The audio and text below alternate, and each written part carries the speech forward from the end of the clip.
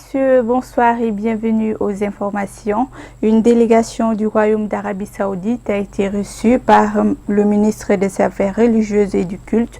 Cette visite rentre dans le cadre de la concrétisation des engagements du roi Salman lors du passage du président Ibrahim Boubacar Keïta en Arabie Saoudite. Reportage Abdul Karim Sako et Seydou Niari. Cette visite de la délégation saoudienne dans notre pays intervient après un mois seulement de celle du chef de l'État malien Ibeka au berceau de l'islam. Elle vise non seulement à renforcer les relations culturelles entre les deux pays, mais s'inscrit aussi et surtout dans le cadre de la cristallisation des engagements pris par le Royaume d'Arabie Saoudite. Il s'agit notamment de la rénovation de la grande mosquée de Bamako et la construction d'une nouvelle maison de Hajj par un fonds saoudien. Je crois que cette délégation saoudienne est là pour concrétiser, matérialiser une volonté de deux hommes d'État, le roi Salman, serviteur de deux saintes mosquées, et le président de la République. Et cette visite vient donc désormais établir dans un cadre institutionnel les rapports entre deux départements, le ministère des Affaires religieuses du Mali et celui des Affaires islamiques d'Arabie Saoudite. Et donc ceux-ci sont venus dans le cadre de la rénovation de la grande mosquée. Et nous leur avons présenté un projet. Tout de suite, l'ambassadeur me disait à l'oreille, sous peu, vous ne reconnaîtrez plus cette mosquée. C'est concret. Aussi, pour la maison du Hajj, certainement nous n'attendrons que l'obtention d'intérêt par l'État. Un fonds est prêt à prendre en charge la construction d'une nouvelle maison du Hajj. L'Institut Khaleb, qui est l'un des premiers instituts de formation financés par l'Arabie Saoudite au Mali, cet institut aussi va connaître des jours meilleurs. Nous ferons en sorte, avec ce partenariat nouveau, d'avoir des lieux de culte dignes de ce nom. Ça, c'est déjà un premier pas.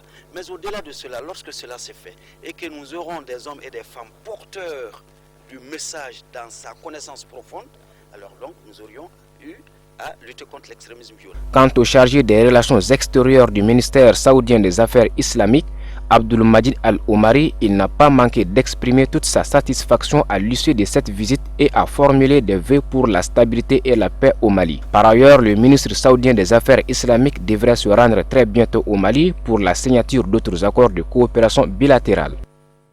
Et en marge de cette rencontre, le ministre des Affaires religieuses et du culte nous a livré ses impressions sur le mois de Carême. Écoutons-le. En fait, le Ramadan, vous savez, c'est le mois de la soumission, le mois le plus béni, c'est le mois de la retenue. Mais je vois trois éléments principaux qui doivent sous-tendre nos actions de tous les jours en cette période. C'est l'esprit de partage. Partage de ceux qui en ont plus avec ceux qui en ont moins. Avoir plus, c'est avoir plus à manger. Mais c'est avoir plus de bonheur matériel, avoir plus de pouvoir. C'est de savoir que d'autres sont dans ses besoins. Ils n'en ont pas, ils n'ont pas un toit sous se coucher. Et quand il pleut, et que nous sommes à l'abri, que nous pensions que d'autres sont sous la pluie. Ça, c'est important.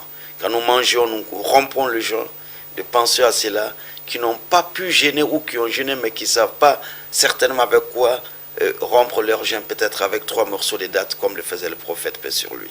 Alors, c'est aussi le moment de ce que j'appelle des prières surrogatoires, des prières d'imploration. C'est aussi, je crois, le Ramadan, la rénonciation. La rénonciation, lorsque vous partagez ce que vous avez avec l'autre, en bonheur matériel, en bonheur moral, en bien-être physiologique. En ce Mali, en ces périodes, et cela, c'est un souhait du président de la République, El Hadji Ibrahim Boubacar Keïta, un Mali où nous aurons à comprendre que des frères en Dieu, que des frères croyants musulmans ne sauront que s'aimer, car qui tue un homme tue l'humanité, et qui sauve un homme sauve l'humanité. Cela est très important, et je crois que bon mois de jeûne de Ramadan à chacune et à chacun. Sadio Sidibé nous fait le point de l'actualité hors de nos frontières.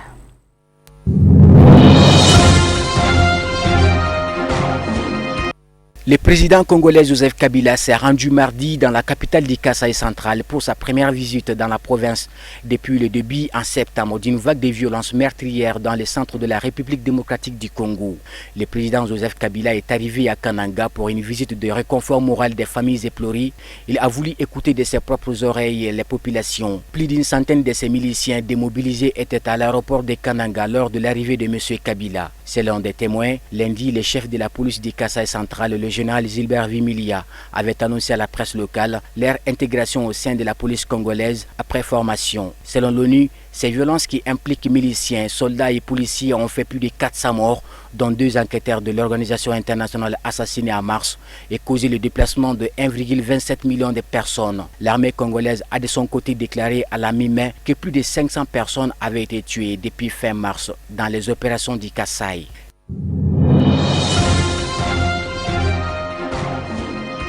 L'ex-président sénégalais Abdoulaye Wade va à 91 ans diriger une liste d'opposition aux élections législatives du 30 juillet. Le maire de Dakar, Khalifa Sall, emprisonné depuis mars pour détournement présumé des fonds publics, conduira une liste distincte aux côtés de plusieurs responsables de l'opposition. Selon son entourage, le dépôt des listes pour les élections législatives doit être clôturé dans la nuit de mardi à mercredi. La liste dirigée par l'ex-président Wade a été annoncée lundi soir après l'éclatement d'une coalition plus large de l'opposition, formée de 40 à 50 partis, mouvements et associations, dont les partisans de Khalifa Sall. Mise sur pied fin avril, la grande coalition de l'opposition a éclaté à cause de divergences entre le Parti démocratique sénégalais PDS, dirigé par Abdoulaye Wade, et les partisans du maire de Dakar sur la personne qui doit diriger la liste. Selon des sources politiques, cette coalition s'était fixée pour objectif d'imposer une cohabitation au président Macky Sall, dont la coalition contrôle actuellement l'Assemblée nationale.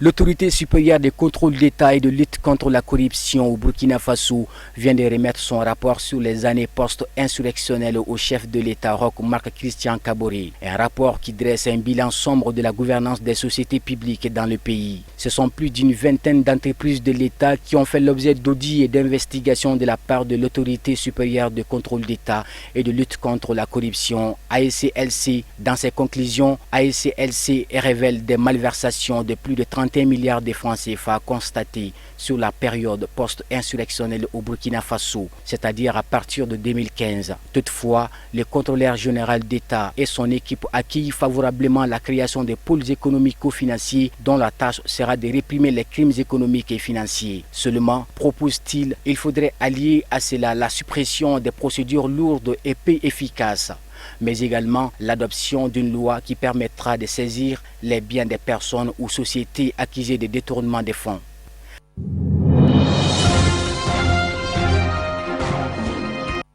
La première dame du Nigeria, Aïcha Buhari, est partie mardi pour Londres au chevet de son époux qui suit actuellement un traitement médical dans la capitale britannique, alimentant un peu plus les inquiétudes sur l'état de santé du président. Les 2 premières années de son mandat ont été ternies par ses problèmes de santé récurrents et des interrogations sur ses capacités physiques à diriger le pays. En début d'année, M. Buhari, 74 ans, a passé près de 2 mois à Londres pour des raisons de santé avant de repartir à nouveau début mai. Les causes de sa maladie n'ont pas été dévoilées et son entourage, qui se voulait sans cesse rassurant sur son état de santé, est désormais totalement silencieux. Si Mohamedou Buhari démissionne de la présidence ou s'il vient à décéder pendant son mandat, le pouvoir reviendra à son vice-président Yemi Osinbajo, comme ce fut le cas en 2010 à la mort d'Oumarou Yaradoua en 2010, après des mois de silence et d'incertitude.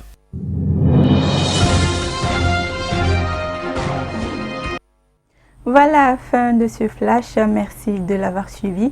Excellente suite de programme.